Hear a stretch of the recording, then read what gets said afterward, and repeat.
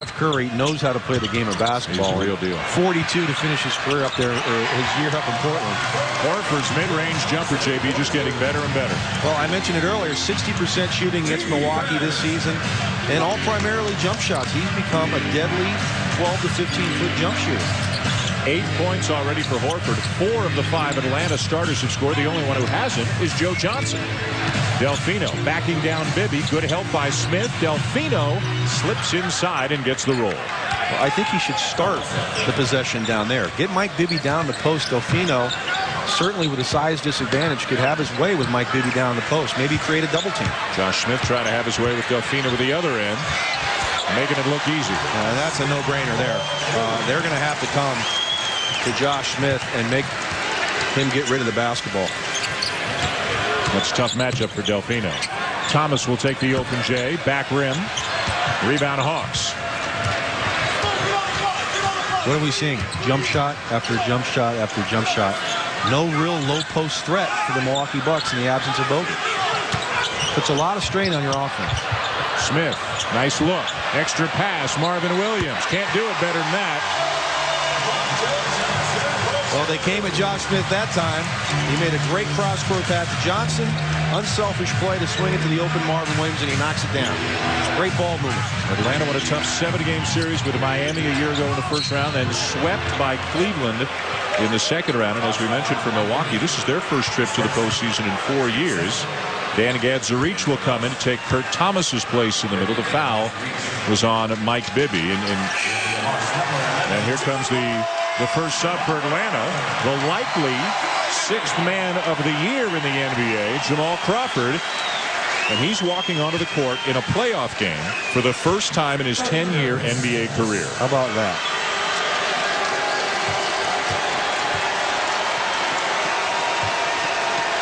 He's been the difference maker for this team, Dan. And you can come off the bench with a legitimate go-to guy. I mean, 18 points a game, not in starter minutes, although he does play a lot.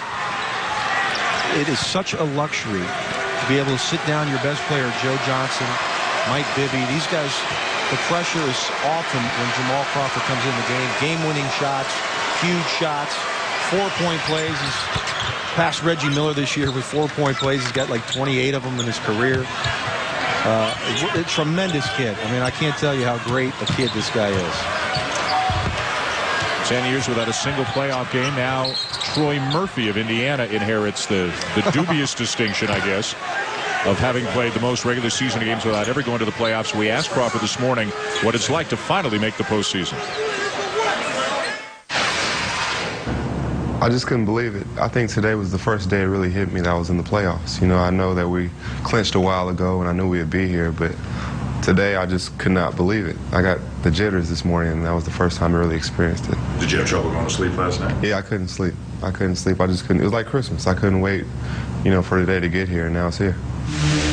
Well, he'll have to wait another couple of minutes. Timeout. Here with a 4:20 to go in the first quarter, and Atlanta with a healthy early lead.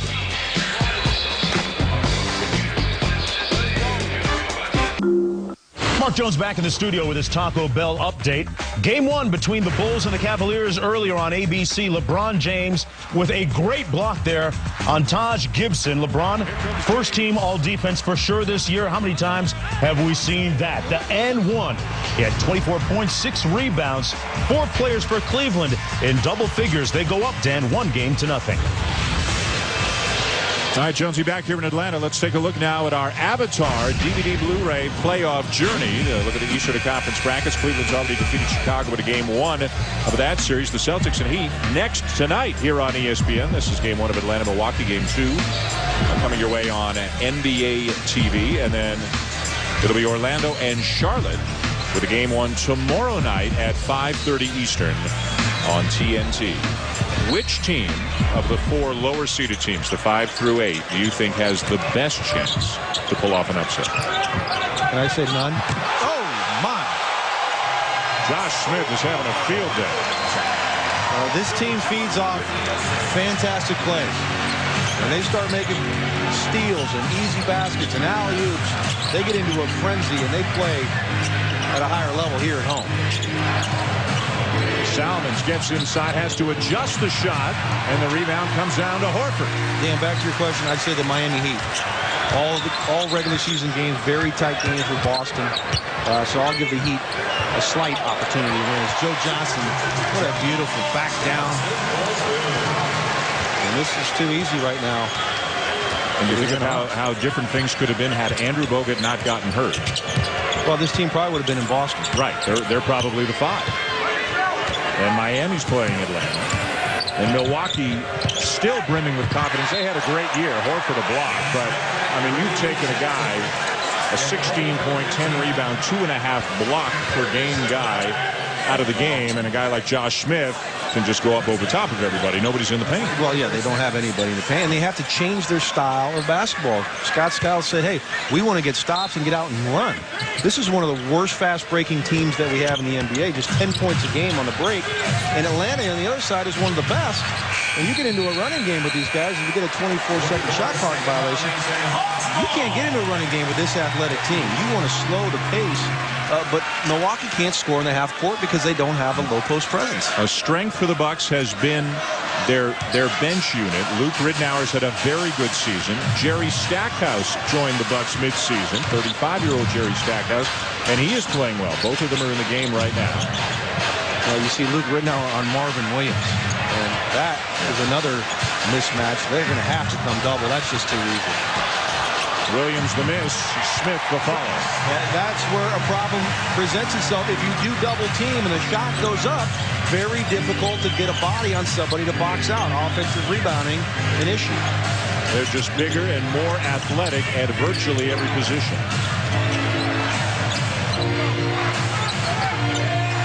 Ridnour, a very good year, played in all 82 games, shot the ball well. Tried to get the foul, missed the 3.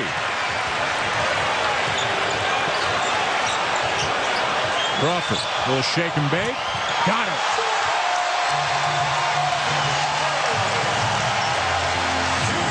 Skiles has got to get some sort of timeout here. They're going to let him go, but passing the ball around the perimeter, no low post. You've got to take the ball to the basket. You cannot stay on the perimeter. Jennings. Milwaukee, they take a lot of jump shots. They take more threes than your average team, and they rarely get to the free throw line. Crawford open. And they're the second worst field goal shooting team in the NBA at 43%. Now, these are the words from Scott Skiles himself. Second worst field goal shooting team in the league, and Milwaukee's opponents made more free throws than Milwaukee attempted. And Scott Skiles said it to us twice. He wanted to emphasize the point so much, yet they somehow found a way to win 46 games. Joe Johnson.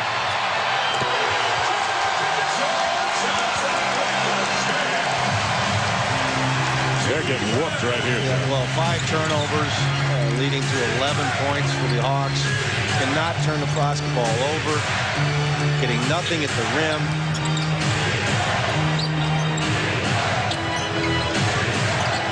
Stackhouse, another long jumper. Long rebound down to Jennings. He'll take it inside, has it rejected. Stackhouse has it blocked. Back-to-back blocks by the Hawks. Here's Smith. Behind the back bounce pass. Wow. And a foul.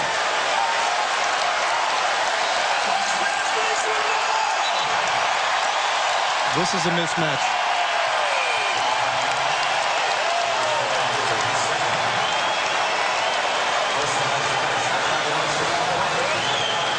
You see Jennings with a beautiful move, but there's Josh Smith. Number 3 in the league in blocks this season. Al Horford says, let me get my turn. And here's Josh Smith. The athleticism, grabs the ball, runs the break, behind the back pass to Crawford. And it's all fun and games here in this first quarter. Something's got to change drastically here for the Bucks to get back in this one. Johnson sits down. Horford will sit down as well. Mo Evans, Zaza Pachulia into the game for the Hawks. Ersan Ilyasova is into the game for Milwaukee. This is a unit that has been together a while, and they have progressed every year. They're no longer rookies or second-year players. They're still young, but they're experienced, and they've got playoff experience as well. Stackhouse, tough one. The only thing with Atlanta is consistency. Last year, in their first round